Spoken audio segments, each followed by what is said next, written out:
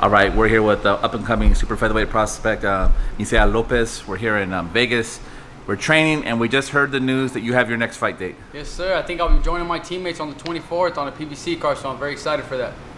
And we know literally you just heard about it moments ago, so you don't have an opponent, but what are you looking to do in this training camp coming out here to Vegas?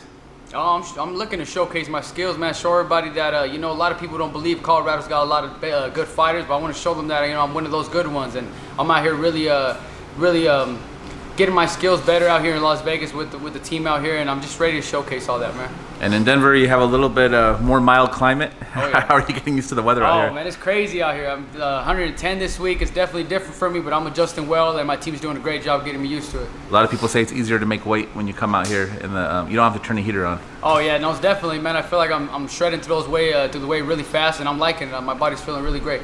Now, you burst onto the scene when you fought James Wilkins, another undefeated fighter at the time. You were the underdog going into that fight.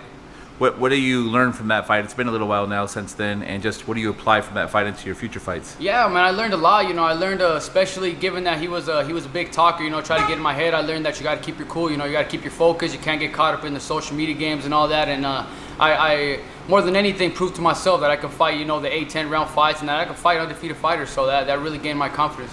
And you're 11-0? I'm 11-0 right now. Yes, sir. So you're still a young pup, we'll say, in this game. So you still got to probably get a few more developmental fights before you get to that next level. Just what is your goal for 2019? Right now, man, I just got into Vegas, so our goal is to get settled in. Start sparring better, getting better sparring partners, getting my skill set up, and little by little we'll be climbing up, man. Hopefully, it don't take too long. I'm ready to take on the world, man. So you'll be hearing about these title fights coming very soon. You're gonna stay at 130 for now? Is that 130, might even go 126, a little lower. I made 130 pretty easy, so if the opportunity comes up, we'll go to 126, whatever we got to do, man.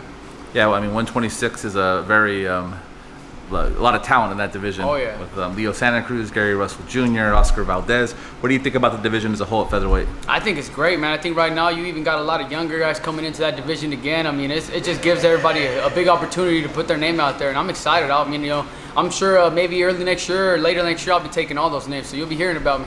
You mentioned Denver and how it not getting a lot of respect. The last few years, I can only really think of like Mike Alvarado as someone that won a title in Denver. But how was it coming up in the boxing scene in Colorado? It was difficult, man. It was very difficult.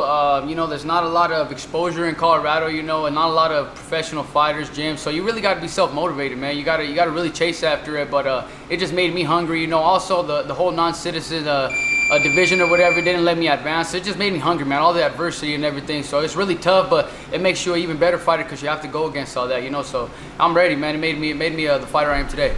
And have you sparred here yet? No, we're just starting to spar. Okay. Yeah, we're going to start this week. Because I remember when I would talk to Mike, a lot of times he'd have to move his camp to LA because there was no sparring in Denver. Oh, yeah. I'm sure you've seen the same thing in here in Vegas. There's a lot of guys around your weight class. Or if you have to bring someone from LA, it's a lot closer. What do you think just the level is going to be here versus what you experienced there? Well, I think it's no secret that this is the capital of boxing, so I'll be seeing the best sparring here.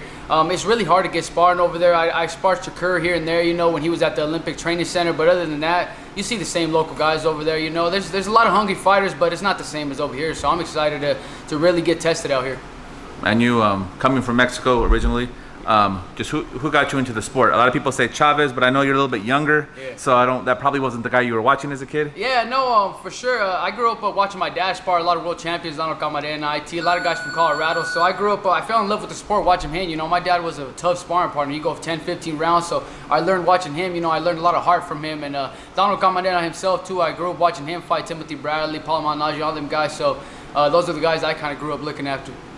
All right, man. What do you want to tell all the fans who will be tuning in August 24th? They're in the building in Texas.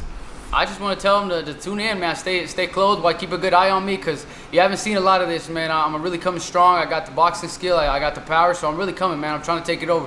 Well, good luck in the fight, man. Thank you. Appreciate it. God bless.